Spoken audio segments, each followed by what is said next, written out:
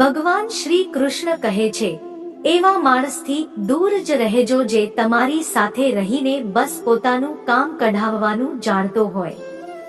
આ દુનિયામાં સૌથી વજનદાર વસ્તુ મતલબ છે, જે નીકળી જાય એટલે મોટામાં મોટો સંબંધ પણ હળવો થઈ જાય છે. શું કરશો હવે મારી પાસે આવીને? તમે મને ગુમાવી દીધો છે વારંવાર અજમાવીને. કોઈ છોકરી કે છોકરો તમને ધોખો આપી શકે છે, પણ તમારી મહેનત તમને ક્યારેય ધોખો નહીં આપે. દુષ્ટોનું ભલું ક્યારે ના કરવું જોઈએ. વીંછીને તમે પ્રેમ પણ કરશો તો પણ તે ડંખ જ મારશે.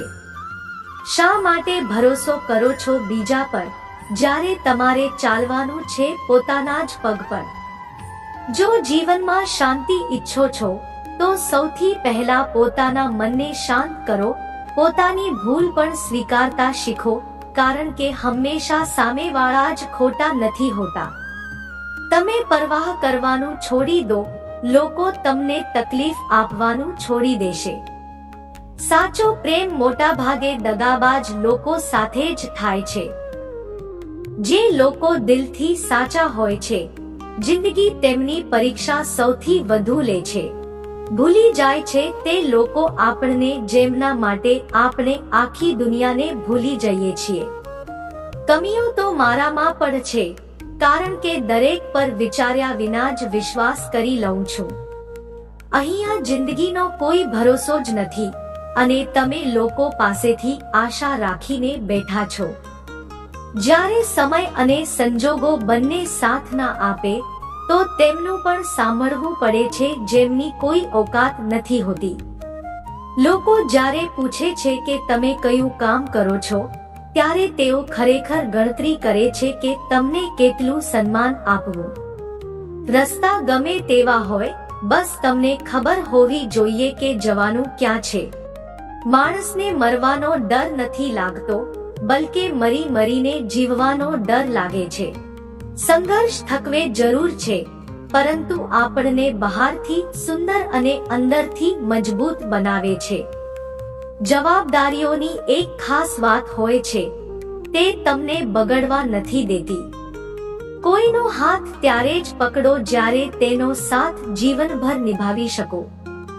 હે ભગવાન, તું બેશક મને એકલો રાખ, પરંતુ એવા લોકોને ક્યારેય ના મળાવતો, જેઓ આવે છે અને અમારી ભાવનાઓ સાથે રમીને ચાલ્યા જાય છે. જેમને જ્ઞાન છે તેમને ઘમંડ કેવો, અને જેમને ઘમંડ છે તેમને જ્ઞાન કેવું. કોણ પોતાનું છે, કોણ પારકું છે, આ ખરાબ સમયે મને બધું બતાવ્યું છે. જો કોઈ તમને ખરાબ કહે તો દિલ પર ના લો, કારણ કે આ દુનિયામાં એવું કોઈ નથી જેને બધા સારા કહે. એટલા સમજદાર બનો કે લોકોને માફ કરો, પણ એટલા બેવકૂફ ના બનો કે ધોખો આપનારા લોકો પર ફરી વિશ્વાસ કરો. જ્યારે કોઈ ના સમજે તો તેને સમજાવવાની શું જરૂર? જ્યારે કોઈ ના માને તો તેને મનાવવાની શું જરૂર? જે સંબંધોમાં એકબીજાની ફિલિંગ્સની રિસ્પેક્ટ જ નથી, તો તે સંબંધોને જબરજસ્તી ખેંચવાની શું જરૂર? જીત કોના માટે અને હાર કોના માટે? જીવનભરની આ તકરાર કોના માટે? જે પણ આવ્યું છે તે એક દિવસ જશે, તો પછી માણસને આટલો અહંકાર કોના માટે? સમય રહેતા પોતાને બદલી લેવામાં ભલાઈ છે, કારણ કે જો સમય બદલ્યા તો ખૂબ તકલીફ થશે. તમે સારું કામ કરતા રહો, કોઈ તમારું સન્માન કરે કે ના કરે, પરંતુ તમારો અંતર આત્મા હંમેશા તમારું સન્માન કરશે. જે માણસનો વિચાર મોટો હોય છે, તેની જ જિંદગીમાં મુશ્કેલીઓ ઊભી થાય છે. મનમાં ઉતરવું અને મનમાંથી ઉતરવું ફક્ત તમારા વ્યવહાર પર આધાર રાખે છે. જ્યારે પાડનારા પોતાના હોય તો ઉઠવામાં ઘણો સમય લાગે છે. એક દિવસ બધાનો હિસાબ થશે, કારણ કે જીવન કર્મોની લખેલી પુસ્તક છે. એકલા ઊભા રહેવાની હિંમત રાખો. આ દુનિયા ફક્ત જ્ઞાન આપે છે, સાથ નહીં. કોઈનો સરળ સ્વભાવ તેની કમજોરી નથી, બલકે તેના માતા પિતાએ આપેલા સંસ્કાર હોય છે. જેમણે તમને દુઃખ આપ્યું છે, દુઃખ તો તેમને પણ મળશે, અને વિશ્વાસ રાખો તમને તે જોવાનો મોકો પણ મળશે. એકલા રહેવું ઘણું સારું છે, એવા લોકો સાથે રહેવા કરતા જે તમારી કદર નથી કરતા. કોણ કહે છે કે હું કોઈને પસંદ નથી? મુસીબતોને પૂછો કે તે મને કેટલો પસંદ કરે છે. આશા જીવંત રાખો સાહેબ, જોજો આજે હસનારા કાલે તાળીઓ પાડશે. તમારી જિંદગીમાં ત્યાં સુધી કંઈ નહીં બદલાય જ્યાં સુધી તમે પોતાને નહીં બદલો. કોઈ તમારો સાથ નહીં આપે. અહીંયા તમારે લડવાનું પણ જાતે છે અને સંભળવાનું પણ જાતે છે. તમે જેટલા ડરશો, લોકો તમને એટલા જ ડરાવશે. જો તમે હિંમત કરશો તો મોટા મોટા લોકો પણ તમારી સામે નમશે. જિંદગીમાં જો ખુશ રહેવું હોય તો પહેલા તેમને ભૂલી જાઓ જે તમને ભૂલી ગયા છે. જો કોઈના સ્વાભિમાન પર વારંવાર વાર કરવામાં આવે તો સંબંધ ગમે તેટલો સારો કેમ ના હોય, આખરે તૂટી જ જાય છે. શ્રેષ્ઠ માણસ પોતાની સાચી વાતોથી ઓળખાય છે, કારણ કે સારી વાતો દિવાલો પર પણ લખેલી હોય છે. બહારથી શાંત દેખાવા માટે અંદરથી ઘણું લડવું પડે છે. પહેલા પોતાના પર ધ્યાન આપો, પછી સમય મળે તો જ અમને જ્ઞાન આપો. તમે તેમના માટે જીવવાનું શીખો જેઓ તમારા માટે મરવા માટે પણ તૈયાર છે. દિલ મોટું હોવું જોઈએ. વાતો તો બધા મોટી મોટી કરે છે.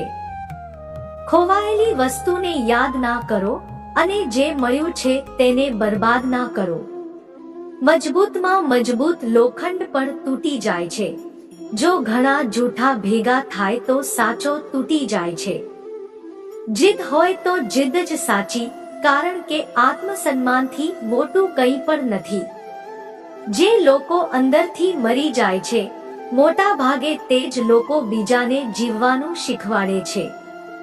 પોતાના પર વિશ્વાસ હોવો જોઈએ. જિંદગી તો ગમે ત્યાંથી શરૂ થઈ શકે છે. પુસ્તકો અને માતા પિતાની વાતો જિંદગીમાં ક્યારેય ધોખો નથી આપતી. પિતા દ્વારા ઠપકો આપેલો પુત્ર, ગુરુ દ્વારા ઠપકો આપેલો શિષ્ય અને સોની દ્વારા ટીપેલું સોનું, તે હંમેશા આભૂષણ જ બને છે. જિંદગી સાયકલ ચલાવવા જેવી છે. સંતુલન જાળવી રાખવા માટે તમારે ચાલતા રહેવું પડશે. માણસ ગમે તેટલો અમીર કેમ ના બની જાય, તકલીફ વેચી નથી શકતો અને સુકૂન ખરીદી નથી શકતો. ક્યારેક ક્યારેક મનને મનાવી લેવું જ સારું હોય છે, કારણ કે દરેક જીદ સુખ નથી આપતી. આ દુનિયામાં કોઈ કોઈનું નથી. આપણે વિચારીએ છીએ કે કોઈ તો છે જે ફક્ત આપણું છે, પણ સમય આવે ત્યારે તે પણ આપણું નથી હોતું. મિત્રો, આ વિડીયોમાં બસ આટલું જ. જલ્દી મળીશું આપણે બીજા જ્ઞાનવર્ધક વિડીયો સાથે. વિડીયોને અંત સુધી જોવા બદલ તમારો ખૂબ ખૂબ આભાર. જય શ્રી કૃષ્ણ.